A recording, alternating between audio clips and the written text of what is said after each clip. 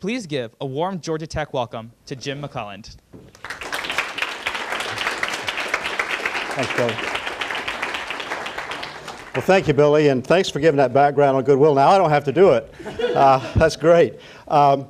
It's wonderful to be back on campus, but I have to confess that when I graduated from Georgia Tech, if anyone had told me that I would spend nearly all of my adult life so far working for Goodwill Industries, I would have considered them completely delusional. And yet, I can't imagine a career that would have been a better fit for somebody who's wired the way I am. Most successful careers are not planned. Mine certainly wasn't. Most successful careers, well, Peter Drucker put it this way: most successful careers come from understanding what your values are, what you do well, what you don't do well, the kinds of situations you work best in, the kinds of situations you don't work so well in, and you try to find a fit with all that. And that's not necessarily easy to do. But I was extraordinarily fortunate to find at a relatively early age what turned out for me to be a nearly ideal fit. And what I plan to do for the next half an hour is talk to you some about the path I took, some of the experiences that I've had as our organization has grown and evolved, and then some perspective that's resulted from all of that. And I hope there'll be something in all of this that you might find helpful. So you heard a little bit about Goodwill Industries from Billy. How in the world did somebody, an industrial engineering graduate at Georgia Tech, get into this? Well, let's start back when I was 14 years old and decided that I was going to become an engineer. And I also decided when I was 14 years old that I was going to go to Georgia Tech. I grew up in Central Florida. And fortunately, the admissions committee here decided it was okay for me to come here. I'm not at all sure that would be the case today. And I was a co-op student. I started out as a double E, and halfway through I changed my major to industrial engineering. I worked as a co-op student and for a few months after graduating for a very fine engineering consulting firm working out of their Atlanta office. But I graduated from Georgia Tech at the height of the Vietnam buildup, and I spent the next 3 years fulfilling my military obligation. During the last half of that time, I had a desk job in Washington, D.C., where the work was somewhat interesting, but not anything that I could see myself doing for a career. Outside work, though, I had some experiences that literally changed the course of my life. Now, I was a young single guy. I had a lot of free time, and I attended a church in downtown Washington that was heavily involved in community service. They had a program, for example, on Saturday mornings for children who had disabilities, and that's two of them right there. They needed drivers to pick these kids up at their homes, take them to the church 2 hours later, take them home. And so I did that. They also had a tutoring program on Thursday evenings for teenagers who lived in some of the low-income neighborhoods of the city, and they needed tutors. I thought, well, I've never done anything like that, but I guess I could. And so I tutored two boys, 13, 14 years old. That's Mike right there. One-on-one, mostly in math, and I got more satisfaction out of those volunteer experiences than with anything I had ever done. And I started wondering if there might be a place where I could utilize my industrial engineering skills and get a similar kind of satisfaction and get paid for it. So I started calling organizations, not-for-profit organizations, that were headquartered in the Washington area. Goodwill Industries happened to be one of those. And they asked me to come in and talk, and after some initial conversations, they started talking to me about going into an executive training program. I said, I don't want to be an executive. To be honest with you, I didn't even know what executives did. I said, look, I'm an industrial engineer. I can help you with plant layout and design, workstation design, workflow, materials handling. These are the kinds of things that I know something about. But they kept talking about executive training. And to make matters worse, they started talking with me about training in Indianapolis. I said, time out. I'm a fifth-generation Floridian. Now, that's a rare species in itself, but it's seldom found as far north as the American Midwest. I'm not interested. Eventually, Houston became an option, and after this dance had gone on for about 6 months, I finally decided I was going to do it. I turned down 2 other job offers, either of which would have paid me 40% more. I made a 4-year commitment to work for Goodwill Industries. I was 26 years old at the time. It was the hardest decision I ever made in my life, but it turned out to be one of the best. In Houston, the training was mostly on the job, so I got out there and just started doing things and learning. After about a year, my boss sent me over to Beaumont, Texas, 90 miles from Houston, where he had a branch operation, and he wanted to separate it from the Houston organization, make it independent. So he told me to go over there and do that, make it independent within a year. Basically, the operation was so bad when I got there, there was hardly any way that I could have failed to show major improvement, and after 9 months, we did separate it from the Houston organization. About a year after that, I got a call from the CEO of the Indianapolis Goodwill. Now, he had become a friend I greatly respected, and he had just found out he had cancer. His number 2 person had just left to go run a Goodwill in another city, and Alan needed help. And he asked me if I would come up as his vice president of operations. I thought, well, if I'm going to make a career out of this, I probably ought to go, and I did. I moved to Indianapolis as vice president of operations of that organization. Unfortunately, 7 months later, my friend, the CEO, died. 2 months after that, the board named me the CEO, and I spent the next 41 years trying to figure out how to do the job right. I was young, I was inexperienced. Fortunately, I suppose, I had no idea how little I knew. But I had confidence and I had a lot of ideas, and I just started trying things, trying different ways to grow our businesses and accomplish our mission. They didn't all work, but some of them did. And that pattern continued for the next 41 years. I counted up the number of what I considered to be significant initiatives that we undertook during my career. Now, some of these were extensions or variations of something we were already doing. Some were major process changes. Some were totally new services or job-creating ventures. And I came up with 104. Now, out of those, I categorized them in baseball terms. We had 12 home runs, 8 with bases loaded. We had 18 strikeouts. We had a lot of singles and a few doubles. We didn't bet the whole farm on any of them. And the impact of those 8 home runs with bases loaded far exceeded the cumulative impact of everything else that we did during my career. Along the way, we adapted reasonably well, most of the time, to the incredible changes that were taking place in the world around us. Changes in demographics, the economy, technology, competition, laws and regulations. And of course, in 40 years, nearly everything did change. But the economic changes at times presented us with some major challenges. For example, in the late 1970s and early 80s, the U.S. was in a deep recession. With a heavy dependence on durable goods manufacturing, Indiana was particularly hard hit. Unemployment rose to over 11%, and it stayed there for a long time. Goodwill was affected by the economic situation. We were very concerned about the impact on our employees, many of whom had disabilities. They didn't have a lot of options, and we didn't want to have to lay them off, so I decided we'll just start some new businesses and we'll employ them ourselves. And we did.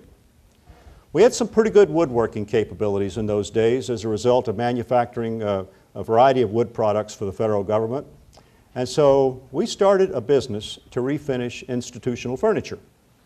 Our biggest customer was Purdue University, dormitory furniture. Well, they tore it up in a hurry. It was a good business. We bought franchises in a home cleaning business. Do y'all tear furniture up like? No, you certainly don't. We bought franchises in a home cleaning business. We started an upholstery business. We designed a line of greeting cards that we printed in our print shop.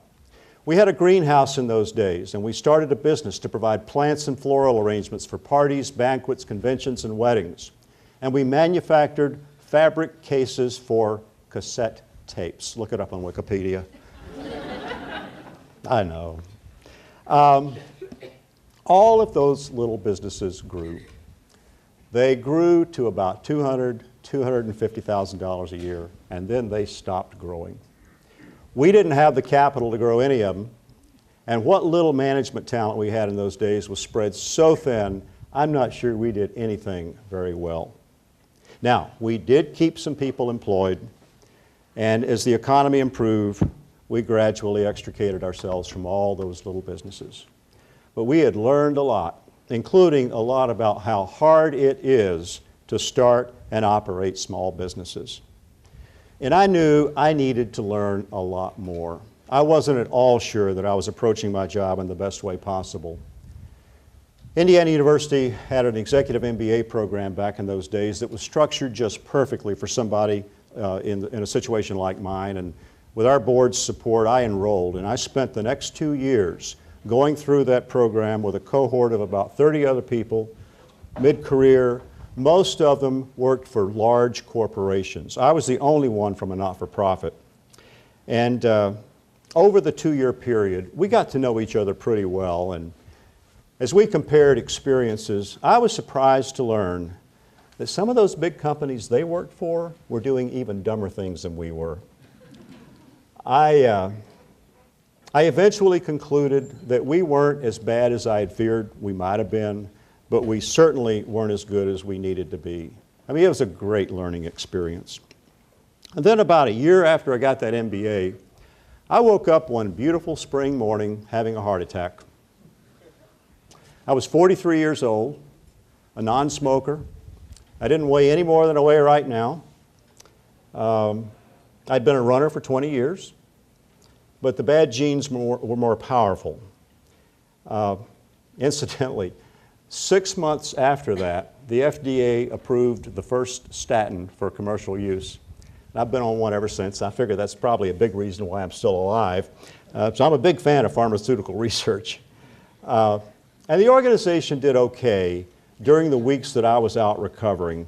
But I resolved during that period of time that I was going to build a team that was so strong that the organization could keep running without missing a beat for months if necessary, if I suddenly died or otherwise became unable to function.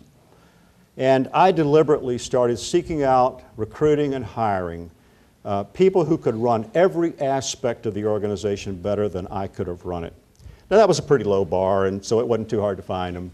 But as the team became stronger, I began to spend more of my time on long-range and strategic matters and new initiatives, which quite frankly was what I liked to do anyway, and was a lot more fun for me. My best decisions in my entire career, by the way, were good hiring decisions. My worst decisions? Bad hiring decisions, of course. In the late 1980s, early 90s, we placed a few more bets in efforts to create more jobs, and most of these lasted a few years and then went away, but our track record was better this time around. We still had an occasional clunker, though. The worst of those was an attempt to manufacture nurses' uniforms for the Defense Department. It was a complete disaster.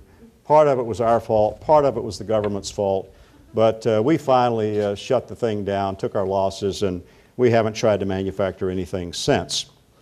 We did continue to grow and improve our retail side. We created an e-commerce unit that now employs well over 100 people, processing goods, selling them online, filling orders. We created a concept for an outlet store and recycling operations that enable us to extract more value from some of the goods that people were donating. And we continued to have continued to provide labor-intensive small assembly and packaging jobs for a variety of companies, some other types of labor-intensive work, and we also provide some services for federal government installations in the Indianapolis area.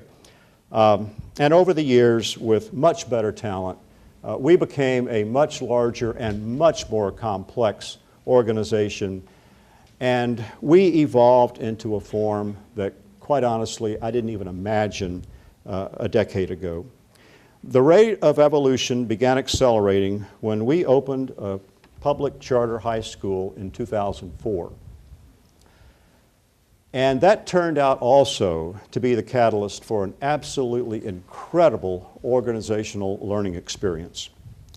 What is now the Indianapolis Metropolitan High School serves a high poverty, high special needs population of students. When we opened that school in 2004, we started coming face to face every day with problems that we had known existed, but they hadn't been our problems. They were somebody else's problems. Well, now they were our problems, and we had to figure out what we were going to do about it. We found out, of course, that early on that if we didn't help some of those kids deal with some of the stuff they were encountering outside of class, they weren't going to be in class. So we started wrapping services around some of those kids and sometimes members of their families. And we also started to appreciate how critically important it is that every one of those kids have a positive long-term relationship with at least one responsible adult, because that was missing in far too many of their lives. And then we kept learning, and then about 4 years into it, and now we're up to 2008, trying to better understand what we were dealing with, we started doing some research into the links among poverty, low education levels, crime rates, teen pregnancy, and a whole host of health issues. And we came back, we found an enormous amount of data, and some of it was really pretty dismaying. For example, we found that federal spending on income security programs, which is the bulk of all federal anti-poverty spending, from 1968 to 2008, went up 587% in constant inflation-adjusted dollars, but the official poverty rate in 2008 was higher than it was in 1968. Similarly, per pupil spending on public K-12 education in this country more than doubled from 1969 to 2009 in constant dollars, and yet measures of education attainment fell. Law enforcement and corrections spending went up tremendously. Now here there was some good news, because crime rates had actually come down. But we're incarcerating people at 3 times the rate we were in 1980 and 4 times the rate we were in 1970. And we're looking at this and we're saying, what is going on here? We're spending a lot more money and we're getting worse results. And by the way, during that same 40-year period, there was an incredible proliferation of not-for-profit organizations in this country. So why aren't we seeing better results? Well, we also found an enormous amount of data showing how all of these factors are interrelated. They reinforce and compound each other. And yet, if you look at the way we tend to treat them as a society, we don't treat them as if they're related. We treat them in isolation, one from another. The public sector does it through silos. You've got education, workforce development, social services, criminal justice, housing, transportation. The silos don't communicate well, if at all, with each other. But if the public sector looks like this, the not-for-profit sector that I've been part of all my adult life looks more like this. It's an incredibly fragmented sector. A lot of organizations doing a lot of good work, no question about that. But most of them are small, typically focused on one problem or issue, one target population, or one often tiny geographic area. They have great difficulty aggregating capital or talent, great difficulty replicating what works and getting scale. Neither of those sectors is really structured to deal effectively with complex social problems. And so we're looking at all this and we're thinking, what do we do with what we're learning? And we started asking a lot of questions. First of all, really trying to understand our context. And this, by the way, I don't care where you are, you really need to understand where you fit. We started asking questions. Where do we fit in the communities where we operate? Where do we fit in the fields that we're engaged in? How does what we're doing relate to what others around us are doing? What's happening out there that could affect what we do or how we do it that might create an opportunity or pose a threat? We're asking increasingly, how can we have the greatest impact in the lives of people and the communities where we operate?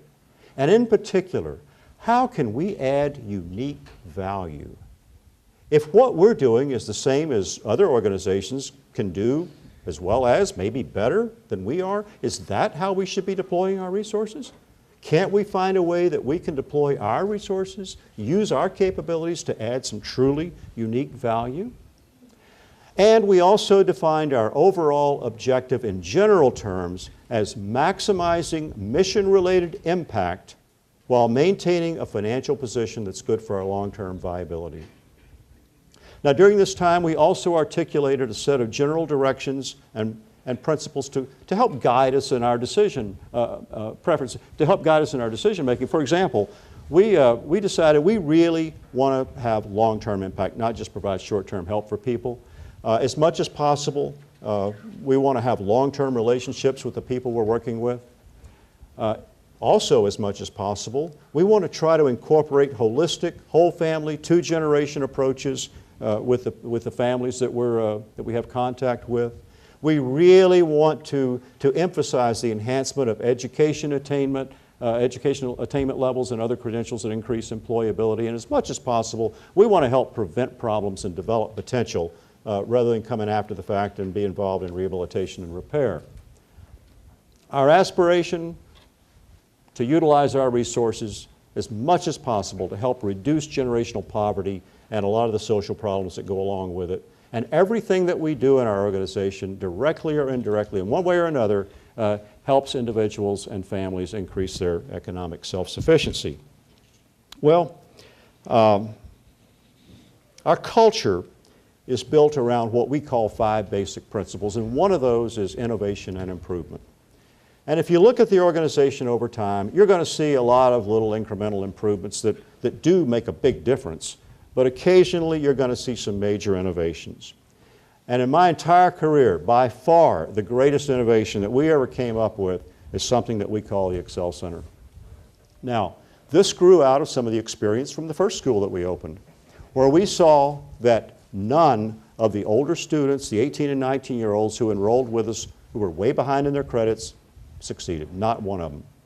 They needed a different kind of school. We also, through some of this research, had discovered that 14% of the adults in Indiana did not have a high school diploma. And this, by the way, is pretty much the case all over this country, give or take a percent or two.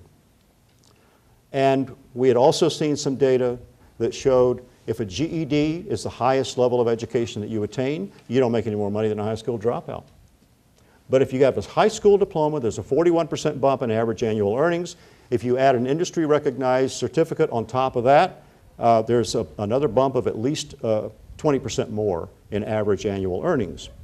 And so we set out to design a diploma-granting high school for older youth and adults who had previously dropped out, a school that would fit their life circumstances. It's open year-round. We've modified the curriculum to enable students to accelerate credit attainment and still meet all of the state's academic standards. Every student has an individualized learning plan.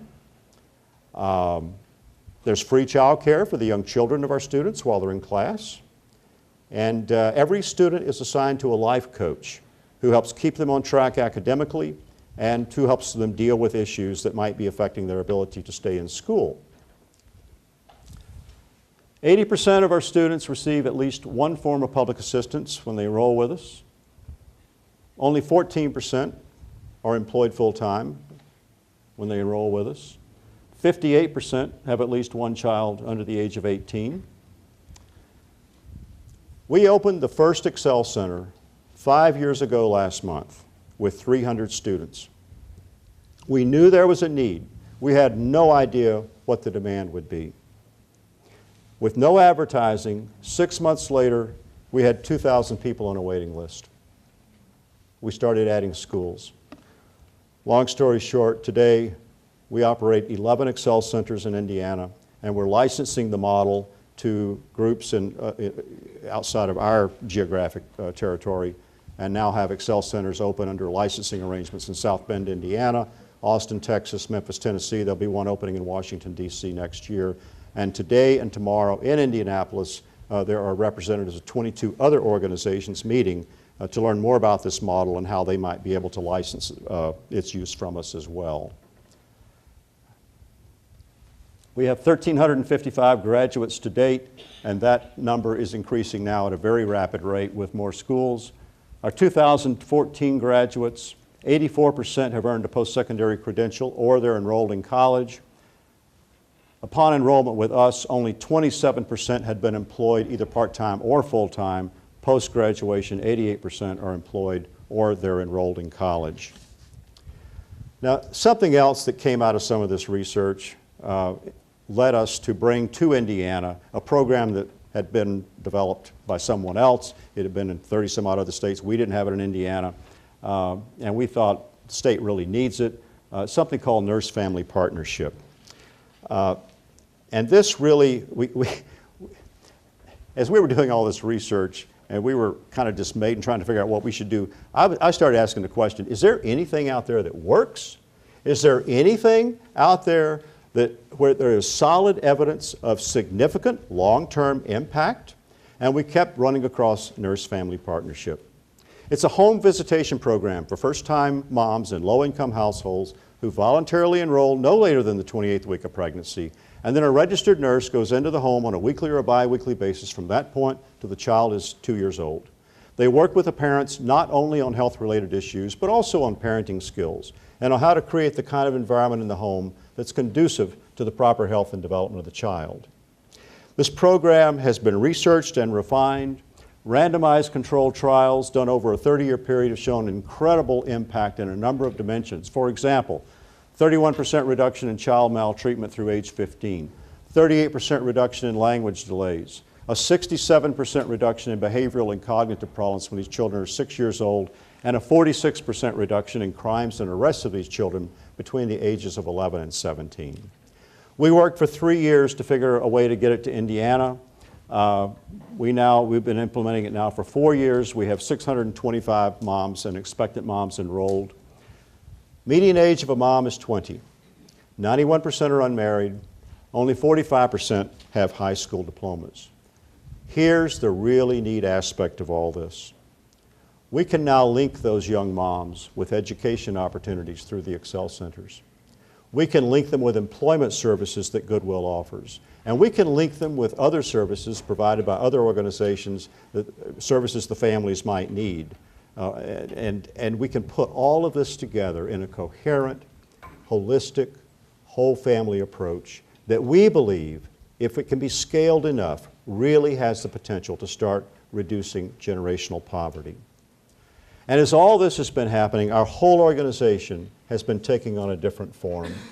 It's really becoming an array of networks, each of which involves other organizations in addition to our own, working together, leveraging complementary resources and capabilities to increase long-term impact and help make more productive use of existing resources. And all of those networks are supported by and often linked by shared services that grew primarily to support our retail side. And it's all built on a solid financial base that is a result of the retail operations, which now consist of 59 retail stores, e-commerce operations, employing 2,200 people, and 2/3 of those individuals have limited options because they have a disability, a felony conviction on their record, or they lack a high school diploma. Now, I would love to be able to stand here and tell you that what the organization has become is a result of a grand plan that we brilliantly conceived and we have flawlessly executed. And that's not the way it's happened at all. It's been an organic process and it is constantly evolving. It's primarily a function of our people. We have a lot of smart, talented people in the organization who bring to their work every day not just their knowledge and skills, but also a strong commitment to the mission. In other words, they bring the head and the heart, and we have to have both. It's a function of the relationships that our people have with individuals in organizations in all the sectors, not just in central Indiana, but in many cases around the country. And it's a function of a culture where people generally work well with each other across departmental and divisional lines. And it's also a culture where we're always looking for better ways to do our work and fulfill our mission. My whole career was categorized by trying things, lots of different ways to grow our businesses and accomplish our mission. Learning from our experiences, learning from others, learning from doing research, learning from any possible way, and adapting as the world around us has changed. And if you do this, you try things, you learn, you adapt, the organization tends to evolve. From a personal standpoint, my career has been a constant learning and growing process. I had the same title for 41 years, but the job itself changed immensely over the years. Along the way, I had the opportunity to work with people at nearly every level of society, in all parts of a community, in all the sectors. Largely because of a personal interest, I also had opportunities for significant involvement at national and international levels. And I love the variety. My mother is 93 years old. Her short-term memory is completely gone, but she remembers well a lot of what happened years ago. And in our weekly telephone conversations, she will frequently remark about how much she knows I've enjoyed my work. And then she will remind me that my dad, who's now been dead for 38 years, never had a job he liked. And I think how awful that must have been. And it makes me even more grateful to have been in a position where I can honestly say I cannot recall a day in my entire career when I woke up in the morning wishing I didn't have to go to work. But a lot of people haven't been so fortunate. Over the years, I have met with countless people who have been doing something for a living that they hate for 10 or 15 or 20 years, and they want to make a career change in hopes of getting more satisfaction out of what they do for a living for the next 10 or 15 or 20 years. And I've nearly always told them to look for 4 things that, as it turns out, have been primary factors in why my career has been such a good fit for me. First, look for a good values fit. Your values and those of an employer don't have to be identical, but they better be compatible or you're going to have problems. You want to look for a place where you can use your abilities to a substantial degree, or you're going to be frustrated. You want to look for a place where you can learn and grow, and that's more important today than it's ever been. And finally, look for a place where you think you're likely to enjoy the people you work with. I mean, after all, you might be spending half your waking hours with them. If you get all 4, I figure you're probably better off than 95% of the population. And I had all 4 in abundance my entire career. So as I said, I consider myself a pretty lucky guy. My career really has been a great adventure. I hope yours will be too. And I'd like to close by just sharing with you my favorite description of a successful life. And it goes something like this, that when you get to the end of your life, you compare what you did with what you might have done, and you compare the kind of person you were with the kind of person you might have been. It's a relative measure. It's not an absolute. It really has an awful lot to do with how close you come to realizing your full potential as a human being, your full potential in your work life. And using that description, I just want to wish all of you much success in life and in work. I want to thank you for listening, and I look forward to your questions.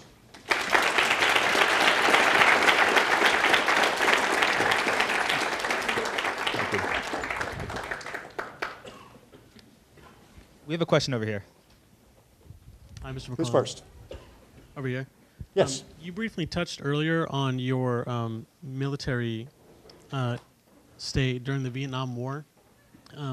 In hindsight, can you think of any ways that had any influence in preparing you for your CEO position at such a young age?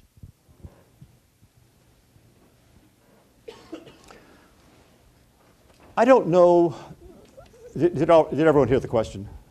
I don't know that I could say that had a lot to do with preparing me for that kind of a position.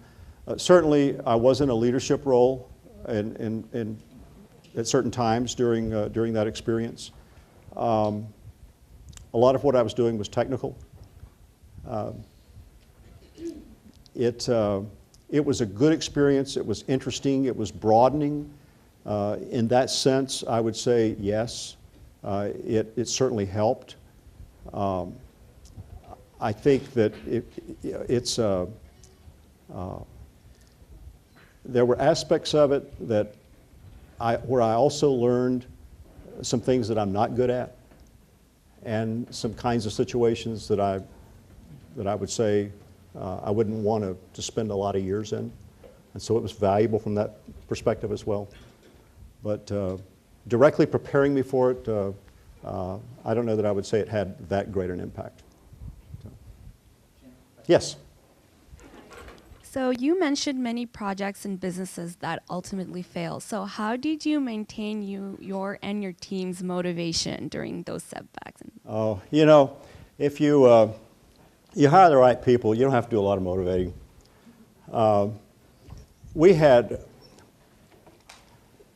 We were successful in finding just a lot of terrific people, and they would get just as excited about the organization as the rest of us were, and excited about the mission. Our key people are really committed to the mission, and they understand what we're all about. And there's some elements to the kind of culture that we were able to create that are just very attractive and make it a pretty nice place to be. And I would say that one of those elements is just a very strong concern about making sure that they've got a good balance in their lives between what they're responsible for at work and their family responsibilities, for example. It's particularly at mid and upper levels, we don't have a lot of turnover. And so we spend a lot of time on the front end in hiring, and if you do that, you get the right people. You don't really have to motivate a lot. So, who else? Yes. I can't tell if this is on or not. So Goodwill offers a lot of integrated services that I didn't really know about, and I was wondering if you could tell me a little bit about what the mission statement of the organization is as a whole, and how your values impacted this in the direction that the company went in. I'll have to give you a little bit more background on the organization as a whole in order to respond to that, because Goodwill started in Boston at the beginning of the 20th century. And it was started by a young minister who was looking for a practical way to help a lot of unemployed people in the South End slums of Boston at that time, no government safety net. He got an idea of putting some people to work, going around to wealthy areas of Boston and asking people for the goods they no longer wanted or needed, put other people to work sorting through the goods, repairing some of them, and selling them to the public, and he used the money to pay wages to the workers. So in effect, he was creating jobs. And I would say that ultimately, every Goodwill organization is interested in trying to help improve the economic self-sufficiency of individuals. Now, the way we do that, though, varies immensely from city to city. Because as the idea spread, basically it was like different new units opening up, and they were all different. They were locally governed, locally managed. They were and still are, operating within a defined geographic area, and with very few operational standards. A lot of, just immense flexibility to do whatever the local board and executive leadership decides they want to do in their communities. And so you have huge variability from one to another. There are positive aspects to this kind of a structure. There are a lot of negative aspects to it too. But we like to say Goodwill. You see one Goodwill, you've seen one Goodwill, because they are so different. So we have evolved differently in our organization than any of the others over the last 10 years. And it's primarily because we made a decision to get involved in public education. And one thing led to another, to another, to another. Everything building on what we had learned from earlier experiences. And everything, really, in an effort to try to increase long-term impact. There are some Goodwills that are primarily concerned simply with employing people. By the way, I mentioned that we were looking for ways that we can add unique value. We came up with three. One is the historic role of providing work for people who don't have a lot of options. And in our case, about 40% have disabilities of our employees. 12% have been convicted of a felony within the last 10 years. 12% of our workforce in Indianapolis. And about 34% don't have a high school diploma. Now, some have multiple barriers. And that is it's a way that we can add some unique value in the communities where we operate. A second way that we're adding unique value now is by providing opportunities for people who had dropped out of school to get high school diplomas and post-secondary credentials that make them more employable. And then a third way is now we are able to leverage our resources with those of others in some really unique ways and help cause some good things to happen that otherwise probably wouldn't happen. And that's just developed over the last 5 or 6 years. So there are a lot of other Goodwills are looking at this. They're interested in it, but we've really evolved quite differently from the rest of them. So I'm sorry I can't give you a simple answer to your question, but that's kind of the way it is. Who's next? Yes. Thank you so much for your presentation. That was really interesting. I learned a lot, as Megan said. So you said that when you were finished with college and everything, you had 3 job offers, one from Goodwill, and then you turned down the other 2 for Goodwill, and you said it was the hardest decision of your life. And then when you went to Indiana, you said, if I'm going to make this a career, I might as well go. So was there a time, if that decision was so hard, was there a time during those 4 years where you're like, maybe I'll try corporate or step away from the not-for-profit? When I went over to Beaumont to run that little branch, I found out I really liked running something. And I was able to do that at a really young age, and I had some success doing it. And so I thought, okay, I can run this little organization down here. Maybe I can run one that's bigger, and let's try it. And I was willing to take the chance. And then once I got into it, and we started growing and we started having more successes, I never seriously considered changing careers. I couldn't think of anything that would provide the various kinds of experiences, the ability to come up with an idea, to try it, to have a board that said, yeah, don't risk the whole place on anything, but you know, if you try something, you give it a really good effort and it doesn't work, that's okay. Learn something from it and keep on going. And that was kind of a unique situation. I did consider going to some larger markets at times, but every time I looked at one of those, I thought, you know, I would have to do over there what I've already done here. I'd rather stay and just keep building on what we've created here. And so that's just kind of the way it turned out. And because we were always able to be doing new and different things, it never got boring. So, yes. Mr. McClelland, I was wondering if you might be able to give another specific example of maybe a time that with your company that something has failed or an endeavor that Goodwill has done that has failed, but how you're still able to learn a lot from that. You know, when we started all those little businesses in the late 70s or the early 80s, we became a mini conglomerate of $250,000 a year businesses, and I still can't imagine a worse form of organization. From a long-term standpoint, you don't want to do that. It met an objective of keeping some people employed at a time of very high unemployment. Some of the other things that we tried, I mentioned the nurses' uniform. We also had we invested about $1 million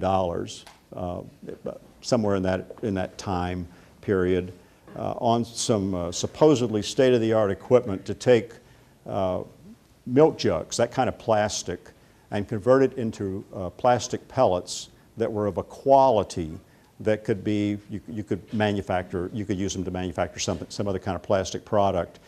And the company that we bought the equipment from could never get that equipment to operate to a point where we could get the highest quality, which is what we had counted on.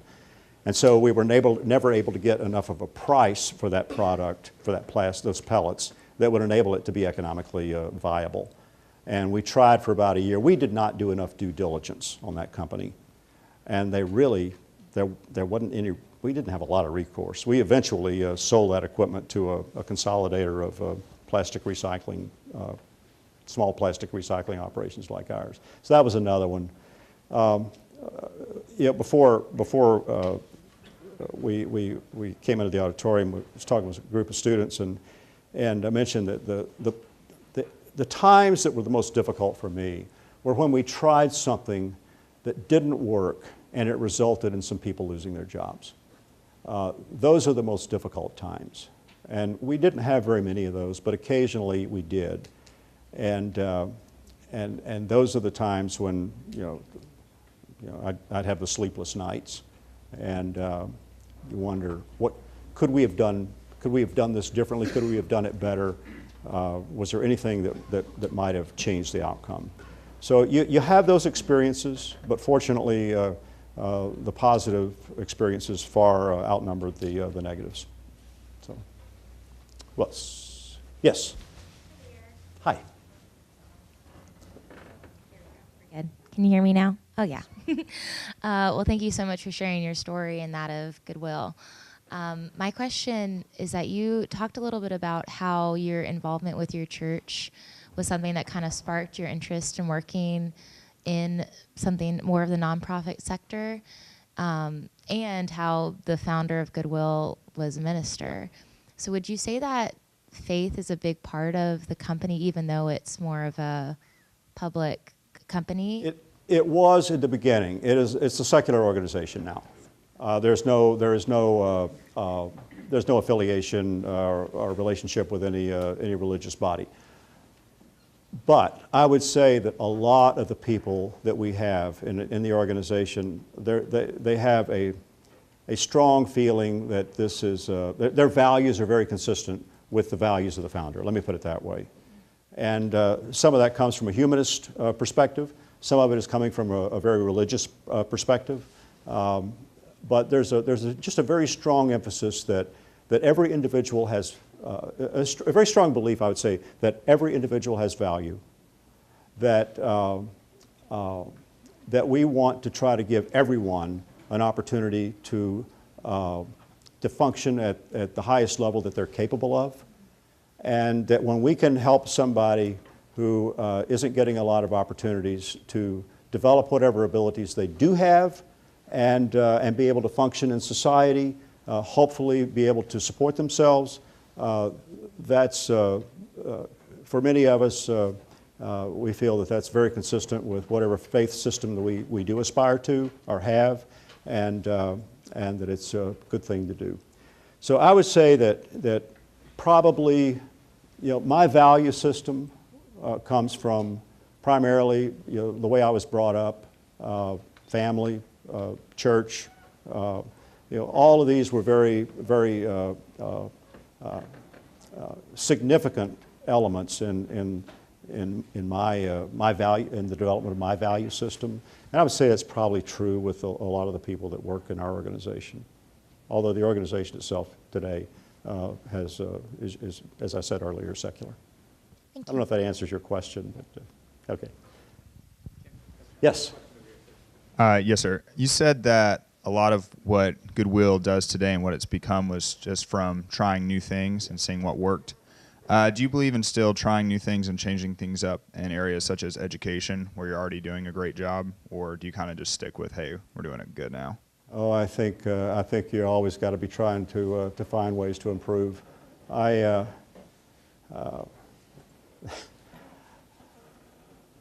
never satisfied with the status quo in anything. Everything can be improved. I think that unfortunately in public education in particular,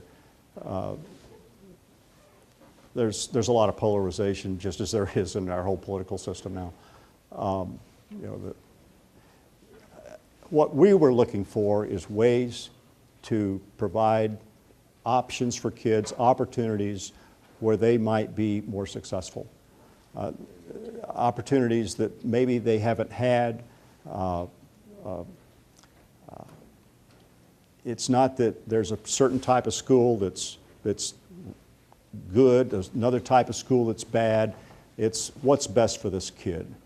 And everything that we've done, we're really trying to find ways to help kids develop to their fullest potential. And I don't think we'll ever find the solution to that. I think we just got to keep working to improve it all. And I'll tell you, I think in public education, there's a lot more work yet to be done, in my opinion. Jim, 2 more questions. Yes.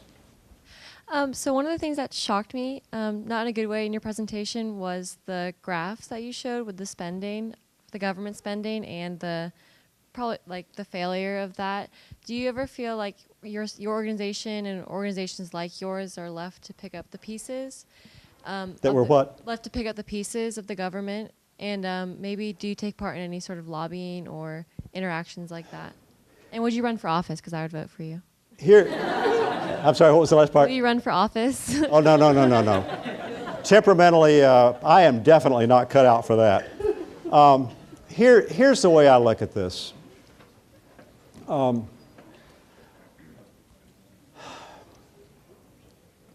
There is sometimes an enormous gap between the ideas of policymakers and the realities on the ground. And let me give you, I'm going to give you a couple of examples. One of our local congressmen about 2 years ago called me and he said, I'd like to come out, I'd like to bring my senior legislative assistant with me. And we want to find out more. We want to learn more about nurse-family partnership. And they came out and they spent 2 hours asking probing questions, going deeper and deeper and deeper. And we had some of our grassroots people with us, trying to understand the problem and why that particular program is so successful. And after 2 hours, as they were leaving, the legislative assistant stopped me and he said, you have no idea how helpful this has been to me. He said, too often the only people I talk to are other people on the Hill like me who are, we're talking to each other. They have their ideas. They're writing the legislation. And they don't really understand what's happening at ground level. I had another person who had been a city councilman in Indianapolis. I know something about the background of this individual. He grew up in a low-income area. You would think that he would really be very much aware of the problems and possible solutions. And a year or so ago, he started volunteering as a tutor in this high school that we operate for traditional high school age students. And I saw him about 6 months after he had started, and I said, hey, how's that going? And he pulled me aside and quietly said, Jim, I thought I understood the issues, but until I got to know some of these kids one-on-one, I didn't have a clue. Another friend of mine one time said, Jim, I live on the north side, relatively affluent part of the city. I work on the north side. I go to church on the north side. He said, Jim, I don't know any poor people. I said, come on down, I'll introduce you to some. This is part of the problem. There's a gap. And one of the reasons I think we're not being any more successful is because there is such a gap. We've got to find ways to close that. But I think the best approach that we've got, because we're not going to remake either sector. That's just not going to happen. The best approach that we can take, I think, is to start bringing pieces together. There are a lot of good pieces out there. There are a lot of organizations doing a lot of good stuff. Let's start bringing them together. Funders are going to have to drive a lot of this, and the government's the biggest funder. But bring the pieces together and form these new networks, these new relationships where you're leveraging complementary capabilities and resources, other resources, and I think we'll start to see greater impact. Yeah. Jim, last one. Okay. Well, Yes. actually, I have two, but I'll ask the first one, and then I'll get the answer, and then I'll ask Sneak it the other. They're both organizational questions. The first one, I'm curious about the relationship among the different Goodwills and their relationship to Goodwill International, the headquarters. How is quality maintained? Are you like franchises? Does the money flow up? Does it flow down? How does it work? Goodwill is a membership organization. All Goodwills are members of Goodwill Industries International. Goodwill International owns the name and the trademarks and controls how those are used. It licenses the members to use those. The locals pay dues to National. National does not control the locals. There are certain standards. You have to be a not-for-profit. You have to be accredited. You have to have an audit every year. You have to share that audit. You have to share financial information, other statistical information. But there's not control, and the reason for that is because of the governance structure. And it's local CEOs who really control National and ensure that it's not even called a national office, it's called a member services center. It's a confederation is what it is. If I were setting it up today, I think that probably was a good structure in the first half of the 20th century. If I were setting it up today, I would give National more power, and I would structure it more like a good franchisor with really strong standards. As long as you have great CEOs all over, it's not a problem. But if one overpays a CEO, you're all gonna. We're vulnerable. Yeah. Okay. The second question is, it seems to me that Goodwill's the original social business, and we've just been incorporating social entrepreneurship. Thank you for saying that. Classes. And so, do you see yourselves as, essentially, a social business, and and that leads to the actual question, the question about what portion of your budgets really come from your earned income that then end up serving your mission? 80-some-odd%. Our G&A expenses in our organization are about 11% of our revenue. The rest of it is all going into programs. Yeah. But that money comes from the profit from your business or right. from grants? No, it's mostly retail. So that does vary. Business, it is it's a social enterprise. Helm, the founder of Goodwill was the original social entrepreneur, and one of the early social entrepreneurs, in my opinion. It's kind of interesting that a lot of people think this is new, social enterprise, social entrepreneurship. We've been doing it a long time. So it took us 100 years to get it into the business. That's okay. Curriculum. That's all right. Thank you very much. Thanks very much.